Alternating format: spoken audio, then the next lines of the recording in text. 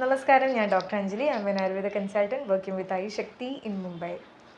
ഇന്നത്തെ കാലത്ത് നമ്മൾ നോക്കിയാൽ അറിയാൻ പറ്റും, കിഡ്നി സംബന്ധമായിട്ടുള്ള പ്രശ്നങ്ങൾ മൂലം മരണപ്പെടുന്ന ധാരാളം ആളുകളെ, ഒരു 90% ആളുകളെ ഇപ്പോഴും എടുത്തു നോക്കിയാൽ അറിയാം, അവർക്ക് പലർക്കും അറിയില്ല അവരുടെ കിഡ്നിയിൽ എന്തെങ്കിലും പ്രശ്നങ്ങളുണ്ടോ, ഹെൽത്തി ആണോ, അതെങ്ങനെയൊക്കെ അവർക്ക് മാനേജ് ചെയ്യണം എന്നുള്ള ഒരു കാര്യങ്ങളും. ഇന്നത്തെ വീഡിയോയിൽ ഞാൻ 5 ലക്ഷണങ്ങളാണ് നിങ്ങൾക്ക് ഞാൻ പറഞ്ഞു തരാനായിട്ട് പോകുന്നത്. ഈ 5 ലക്ഷണങ്ങൾ ഉപയോഗിച്ച് നിങ്ങൾക്കും മനസ്സിലാക്കാനായിട്ട് സാധിക്കും നിങ്ങളുടെ കിഡ്നി ഹെൽത്തി ആണോ, പ്രശ്നങ്ങൾ എന്തെങ്കിലും ഉണ്ടോ, അഥവാ എന്തെങ്കിലും ഉണ്ടെങ്കിൽ നിങ്ങൾക്ക് എങ്ങനെയൊക്കെ അതിനെ മാനേജ് ചെയ്യാം എന്നുള്ള എല്ലാ കാര്യങ്ങളും. വൃക്കകളുടെ ഒരു സ്ഥാനം നമ്മൾ നോക്കുകയാണെങ്കിൽ നമ്മുടെ ശരീരത്തിൻ്റെ പിൻഭാഗത്ത് 2 സൈഡുകളിലായിട്ടാണ് അതിരിക്കുന്നത്. ഇതിൻ്റെ മെയിനായിട്ടുള്ളൊരു ഫംഗ്ഷൻ, അതായത് പ്രവർത്തനം എന്താണെന്ന് വെച്ച് കഴിഞ്ഞാൽ, നമ്മുടെ ശരീരത്തിൽ എന്തെങ്കിലും ഉണ്ടാകുന്ന വേസ്റ്റ് പോലെയുള്ള കാര്യങ്ങൾ പ്രോപ്പറായിട്ട് നന്നായിട്ട് ഫിൽട്ടർ ചെയ്ത് മൂത്രം വഴി പുറത്തേക്ക് കളയുന്ന ഒരു പ്രവർത്തനമാണ് നമ്മുടെ 2 വൃക്കകളും ചെയ്യുന്നത്. അപ്പോൾ നിങ്ങൾ ജസ്റ്റ് ഒന്ന് ചിന്തിക്കണം, നമ്മുടെ വൃക്കകളിൽ എന്തെങ്കിലും പ്രശ്നങ്ങൾ വന്ന്, തകരാറ് വന്ന് അതിൻ്റെ ശരിയായിട്ടുള്ള പ്രവർത്തനം അത് ചെയ്തില്ല എങ്കിൽ ഈ വേസ്റ്റ് പതുക്കെ കുമിഞ്ഞുകൂടി നമ്മുടെ ശരീരത്തിൽ തന്നെയാകുമ്പോൾ പലതരം പ്രശ്നങ്ങളാണ് നമ്മുടെ ശരീരത്തിൽ കാണിച്ചു തരിക. എത്ര പോഷകഗുണങ്ങളാണെന്ന് വിചാരിച്ച് നമ്മൾ കഴിക്കുന്ന പല ഭക്ഷണങ്ങളും ഈ പറഞ്ഞ രീതിയിൽ നമ്മുടെ കിഡ്നി അതിൻ്റെ ശരിയായിട്ടുള്ള വേസ്റ്റ് പുറത്ത് കളയുന്നില്ല എങ്കിൽ നമ്മൾ എന്ത് കഴിച്ചോ അത് നമ്മുടെ ശരീരത്തിൽ ഒരു ദോഷം മാത്രമേ ഉണ്ടാക്കുന്നുള്ളൂ, ഉപകാരത്തിലേക്കല്ല അത് പോകുന്നത്. ഈ കഴിഞ്ഞിട്ടുള്ള 10 വർഷത്തെ നമ്മൾ സ്റ്റഡീസ് നോക്കുകയാണെങ്കിൽ തന്നെ 50% കൂടുതലാണ് കിഡ്നി ഫെയിലിയർ ആയിട്ടുള്ള കേസ് റിപ്പോർട്ട് ചെയ്തിരിക്കുന്നത്. ഇന്ന് ഞാനിവിടെ പറയാൻ പോകുന്ന 5 ലക്ഷണങ്ങളിലൂടെ നിങ്ങൾക്കും പല കാര്യങ്ങളും, നിങ്ങളുടെ ശരീരത്തിൽ നടക്കുന്ന പല കാര്യങ്ങളും, അതുപോലെ കിഡ്നി വഴി നിങ്ങൾക്ക് കാണിച്ചു തരുന്ന ലക്ഷണങ്ങളും നിങ്ങൾക്ക് മനസ്സിലാക്കാനായിട്ട് സാധിക്കും. ആദ്യമായിട്ട് തന്നെ കിഡ്നിയിൽ എന്തെങ്കിലും പ്രശ്നമുണ്ടെങ്കിൽ നമ്മൾക്ക് മനസ്സിലാക്കാൻ പറ്റുന്നതാണ് നമ്മുടെ മൂത്രം വഴി. നോർമലായിട്ടുള്ള അളവിനേക്കാൾ കൂടുതൽ നിങ്ങൾ മൂത്രം ഒഴിക്കുകയാണ്, അല്ലെങ്കിൽ നോർമലായിട്ടുള്ള അളവിനേക്കാൾ കുറവാണ് നിങ്ങളുടെ മൂത്രം പോകുന്നത്, രാത്രി സമയങ്ങളിൽ കുറേ നേരം നിങ്ങൾ മൂത്രം ഒഴിക്കാനായിട്ട് നിങ്ങൾക്ക് പോകാനുള്ളൊരു ടെൻഡൻസി, പിന്നെ മറ്റു പലർക്കും കാണും മൂത്രം ഒഴിക്കാനൊക്കെ ആയിട്ട് തോന്നും, പക്ഷെ മൂത്രം പോകില്ല, ശരിയായിട്ടുള്ള രീതിയിൽ മൂത്രം പോകില്ല, മൂത്രം ഒഴിക്കുന്ന സമയത്ത് വളരെ കടച്ചിൽ അല്ലെങ്കിൽ വേദന, മൂത്രം ഇങ്ങനെ ഇറ്റിറ്റായിട്ട് പോവുക എന്നീ പറയുന്ന ലക്ഷണങ്ങൾ നിങ്ങൾക്ക് ആർക്കെങ്കിലും ഉണ്ടെങ്കിൽ നിങ്ങൾ മനസ്സിലാക്കണം, കിഡ്നി നിങ്ങൾക്കൊരു സൂചന തരികയാണ്. നിങ്ങളുടെ കിഡ്നിയിൽ എന്തെങ്കിലും ഒരു കല്ലിൻ്റെ ഒരു പ്രവണത, അല്ലെങ്കിൽ ഈ കല്ല് നമ്മുടെ മൂത്രനാളി വഴി എന്തെങ്കിലും ഒരു ബ്ലോക്ക് പോലെ ചെയ്യുന്നത് കൊണ്ടായിരിക്കാം ഇത്തരം ലക്ഷണങ്ങൾ നിങ്ങൾക്ക് വരുന്നത്. മറ്റൊരു ലക്ഷണം നിങ്ങൾക്ക് കാണാൻ പറ്റുന്നതാണ് മൂത്രം ഒഴിക്കുന്ന സമയത്ത് ധാരാളം പത, അതുപോലെ സ്മെല്ല് എന്നുള്ളൊരു കാര്യം. നോർമലായിട്ട് എല്ലാവരും മൂത്രമൊഴിക്കുന്ന സമയത്ത് ചെറിയൊരു പതയൊക്കെ ഉണ്ടാകും, പക്ഷെ അത് പെട്ടെന്ന് തന്നെ പോകും. നിങ്ങളിൽ ആർക്കെങ്കിലും ഒഴിക്കുന്ന സമയത്ത് ഈ പത കുറേ നേരം ഇങ്ങനെ നിൽക്കുകയാണ്, വളരെ സ്മെല്ലൊക്കെ വരുന്നുണ്ടെങ്കിൽ നിങ്ങൾ ഈ ഒരു ലക്ഷണം തള്ളിക്കളയരുത്. കാരണം നമ്മുടെ കിഡ്നിയിൽ ഫിൽട്രേഷൻ ശരിയായിട്ട് നടക്കാത്തത് കൊണ്ടാണ് ഇത്തരം ലക്ഷണങ്ങൾ നമുക്ക് കാണിച്ചു തരുന്നത്. ശരീരത്തിൻ്റെ ഒരു കാരണം ചോദിച്ചു കഴിഞ്ഞാൽ, ശരീരത്തിൽ കൂടുതലായിട്ട് പ്രോട്ടീൻ്റെ അളവ് കൂടുമ്പോഴാണ് ഈ മൂത്രത്തിൽ പത നോർമലായിട്ട് കണ്ടുവരിക.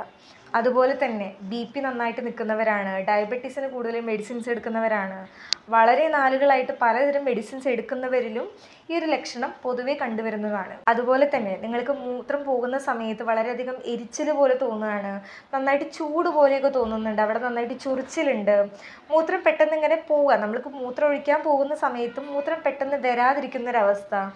ഈ ഒരു സമയത്ത് നിങ്ങൾ ശ്രദ്ധിക്കണം, നിങ്ങൾക്ക് യൂറിനിൽ ഇൻഫെക്ഷൻ കൊണ്ടുള്ള കാരണങ്ങൾ കൊണ്ടായിരിക്കും ഇത്തരം പ്രശ്നങ്ങൾ ഉണ്ടാകുന്നത്. രണ്ടാമത്തെ ഒരു ലക്ഷണമാണ് ശരീരത്തിൽ നീര് കാണുക. നീരെന്ന് പറയുമ്പോൾ കൂടുതലായിട്ടും നമ്മുടെ കണ്ണിൻ്റെ അടിയിലും കാലിലും കാണുന്ന നീര്.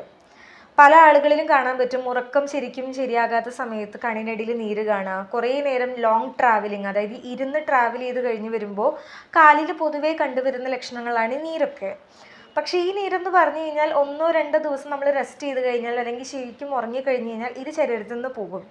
പക്ഷേ നിങ്ങൾ തുടർച്ചയായിട്ട് രാവിലെ എഴുന്നേറ്റ് വരുന്ന സമയത്ത് കണ്ണിനടിയിലൊരു വീർമത പോലെ തോന്നുകയാണ്, കാലിനടിയിൽ നീര് വെച്ച് എന്നും നിങ്ങളിങ്ങനെ കാണുകയാണെങ്കിൽ നിങ്ങൾ ഒരിക്കലും ഈ ഒരു ലക്ഷണം തള്ളിക്കളയരുത്. കാരണം നമ്മുടെ ശരീരത്തിൽ കൂടുതലായിട്ട് നിൽക്കുന്ന സോഡിയം അത് ശരിക്കും പുറത്ത് പോകാത്തൊരു കണ്ടീഷനിൽ വരുമ്പോഴാണ് ഇതിനെ വാട്ടർ റിട്ടൻഷൻ എന്നാണ് പറയുക, ഈ ഒരു നീര് നമ്മുടെ ശരീരത്തിൽ ഇങ്ങനെ കാണിച്ചു തരിക.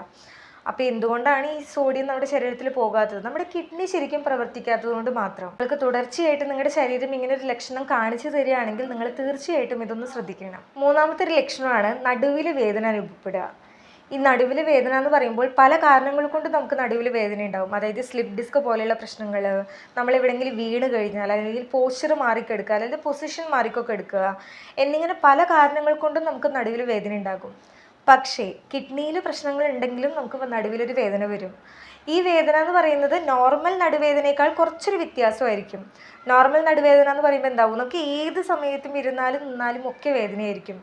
പക്ഷെ കിഡ്നിയിൽ പ്രശ്നമുണ്ടെങ്കിൽ നമുക്ക് ഏതെങ്കിലും ഒരു സമയത്ത് മാത്രം ഇങ്ങനെ പെട്ടെന്നൊരു ഷൂട്ടിംഗ് പെയിൻ പോലെയാവും വരിക. ആ വേദന നിങ്ങൾ ശ്രദ്ധിച്ചാൽ അറിയാം, ബാക്കിൽ നിന്ന് ഫ്രണ്ടിലേക്ക് ഇങ്ങനെ റേഡിയേറ്റ് ചെയ്തിട്ടായിരിക്കും നമുക്ക് വേദന അനുഭവപ്പെടുക.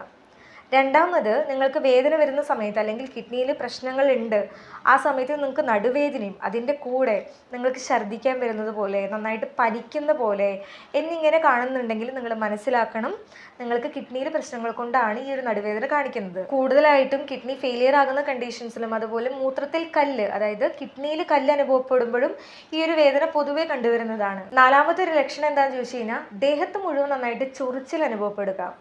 യൂറമിക് പ്രൂറൈറ്റിസ് എന്നാണ് നമ്മളിതിനെ മോഡേൺ ടേമിൽ വിളിക്കുക. അപ്പോൾ ഈ ചൊറിച്ചിൽ എന്തുകൊണ്ടാണ് ഉണ്ടാകുന്നത് ചോദിച്ചു കഴിഞ്ഞാൽ, നമ്മുടെ കിഡ്നിയിൽ ശരിയായിട്ടുള്ളൊരു പ്യൂരിഫിക്കേഷൻ്റെ പ്രോസസ്സ് നടക്കാത്തത് മൂലമാണ് ഈ ശരീരത്തിൽ ചൊറിച്ചിൽ അനുഭവപ്പെടുന്നത്. അതായത് ശരീരത്തിൽ നിന്ന് വേസ്റ്റ് ശരിയായിട്ടുള്ള രീതിയിൽ പുറത്ത് പോകാതെ ആകുമ്പോൾ അതിങ്ങനെ കുമിഞ്ഞു കൂടി നമുക്കങ്ങനെ ചൊറിച്ചിൽ പതുക്കെ അനുഭവപ്പെടാനായിട്ട് തുടങ്ങും. എങ്ങനെയാണ് നമുക്കിത് മനസ്സിലാക്കാൻ പറ്റുമെന്ന് ചോദിക്കുമ്പോൾ, നിങ്ങൾക്ക് കാണാൻ പറ്റും നിങ്ങളുടെ ശരീരത്തിൽ ഏതെങ്കിലും ഒരു സൈഡിൽ നന്നായിട്ട് ചൊറിച്ചിൽ, ചിലർക്ക് ഫുൾ ബോഡിയിലും കാണാനായിട്ട് പറ്റും. അതുപോലെ ഈ ചൊറിയുന്ന സമയത്ത് ഒരു യെല്ലോ ബ്രൗൺ കളറിലൊക്കെ ആയിരിക്കും ചൊറിച്ചിൻ്റെ പാടൊക്കെ ഉണ്ടാകുക. പിന്നെ പലരും രാത്രി എഴുന്നേറ്റിരുന്ന് ഇങ്ങനെ ചൊറിയേണ്ട അവസ്ഥ, നന്നായിട്ട് സ്കിൻ ഡ്രൈ ആകുന്ന സമയത്ത് ചൊറിച്ചിൽ അനുഭവപ്പെടുക എന്നിങ്ങനെ പല ലക്ഷണങ്ങളുമായിരിക്കും ഈ ഒരു ചൊറിച്ചിലും നമുക്ക് കാണുന്നത്. കൂടുതലൊരു സിവിയർ കേസിലൊക്കെ ആയിരിക്കും ശരീരത്തിൽ ഇങ്ങനെ കിഡ്നി ഡിസീസ് മൂലം ചൊറിച്ചിലുണ്ടാകുക. അപ്പോൾ നിങ്ങൾക്ക് ഏറെ നാളുകളായി ശരീരത്തിൽ ഇങ്ങനെ ചൊറിച്ചിൽ അനുഭവപ്പെടുന്നവരാണ്, നിങ്ങൾ പല മരുന്നുകളും ട്രൈ ചെയ്തുവെങ്കിൽ നിങ്ങൾ ഈ ഒരു കാര്യം കൂടി ഒന്ന് അഡ്രസ്സ് ചെയ്യാനും കൂടി ശ്രദ്ധിക്കുക. കാരണം നിങ്ങളൊന്ന് കിഡ്നി ഫംഗ്ഷൻ കൂടി ഒന്ന് ടെസ്റ്റ് ചെയ്യുക. അതിലെല്ലാം നോർമൽ ആണെങ്കിൽ നിങ്ങൾക്ക് മറ്റെന്തെങ്കിലും സ്കിൻ റിലേറ്റഡ് ആയിട്ടുള്ള പ്രോബ്ലംസ് ആയിരിക്കും. പക്ഷേ ഇതും നമ്മൾ മനസ്സിലാക്കേണ്ട ഒരു കാര്യം കൂടിയാണ്. അഞ്ചാമത്തെ ഒരു കാര്യമാണ് ഹൈ BP അല്ലെങ്കിൽ ഹൈ ഷുഗർ. അപ്പോൾ ഇതൊരു ലക്ഷണമായിട്ടല്ല ഞാൻ പറയുന്നത്. ഈ ഹൈ BP അല്ലെങ്കിൽ ഹൈ ഷുഗർ ഉള്ളവർക്കും കിഡ്നിയിൽ പ്രശ്നങ്ങൾ ഉണ്ടാകാനായിട്ടുള്ള വളരെ ചാൻസസ് കൂടുതലാണ്. കാരണം നന്നായിട്ട് ഇതൊന്നും കൺട്രോളല്ല, നിങ്ങളുടെ ഷുഗറും BP ഒന്നും കൺട്രോളല്ല എങ്കിൽ നിങ്ങളുടെ ശരീരത്തിൽ പ്രഷർ നന്നായിട്ട് കൂടി നിങ്ങളുടെ ഞരമ്പുകൾക്ക് അത് പ്രഷർ കൂടി ബാധിക്കാനുള്ള സാധ്യത ഉള്ളതുകൊണ്ട് ഇത്തരം പ്രശ്നക്കാരുള്ളവർ ഇത്തരം മെഡിസിൻസ് ഒക്കെ എടുക്കുന്നവരാണ് എന്നുണ്ടെങ്കിൽ നല്ല രീതിയിൽ കൺട്രോൾ ചെയ്യാനായിട്ടും കൂടി ശ്രദ്ധിക്കുക. ഇപ്പോൾ ഇവിടെ ഈ പറഞ്ഞിട്ടുള്ള എല്ലാ ലക്ഷണങ്ങളെയും നമുക്കൊരു പരിധി വരെ നല്ല രീതിയിൽ കൺട്രോൾ ചെയ്യാനായിട്ട് സാധിക്കും. ഒന്നാമതായിട്ട് നന്നായിട്ട് വെള്ളം കുടിക്കുക. വെള്ളം കുടിക്കുക എന്തുകൊണ്ടാണ് പറയുന്നത് വെച്ച് കഴിഞ്ഞാൽ, വെള്ളം കുടിക്കും തോറും നമ്മുടെ ശരീരത്തിൽ കെട്ടി നിൽക്കുന്ന വേസ്റ്റ് മൂത്രം വഴി പുറത്തു പോകാനായിട്ടുള്ള നല്ല ചാൻസസ് ഉണ്ട്. അതുകൊണ്ട് തന്നെ നന്നായിട്ട് വെള്ളം കുടിക്കാനായിട്ട് ശ്രദ്ധിക്കുക. രണ്ടാമതായിട്ട് നിങ്ങൾ കൂടെ കുറേ ആയിട്ട് പെയിൻ കില്ലർ പോലെയുള്ള മെഡിസിൻസ്, അതായത് ഡോളോ, പാരസെറ്റമോൾ എന്നിവ നന്നായിട്ട് എടുക്കുന്നവരാണ്. അതായത് ചെറുതായിട്ടൊന്ന് തുമ്മിക്കഴിഞ്ഞാൽ, ചെറുതായിട്ട് ഇവിടെ നിന്ന് വേദന എടുത്തു കഴിഞ്ഞാൽ പലരെയും കാണാം പാരസെറ്റമോൾ എടുത്ത് കഴിക്കും. കാരണം അത് കൂടാതിരിക്കാൻ വേണ്ടിയിട്ട്. നിങ്ങൾ ജസ്റ്റ് ഒന്ന് വെയിറ്റ് ചെയ്യുക. അഥവാ നിങ്ങൾക്ക് വെയിറ്റ് ചെയ്ത് നിങ്ങൾക്ക് തീരെ പറ്റുന്നില്ല എന്നുണ്ടെങ്കിൽ മാത്രം നിങ്ങൾ പെയിൻ കില്ലറിലേക്ക് പോകാനായിട്ടും കൂടി ശ്രദ്ധിക്കുക. കാരണം കൂടുതലായിട്ട് ഇങ്ങനെ പെയിൻ കില്ലർ കഴിക്കുന്നതിലൂടെ നിങ്ങളുടെ കിഡ്നി ഡാമേജ് ആകാനായിട്ടുള്ള സാധ്യതയുണ്ട്.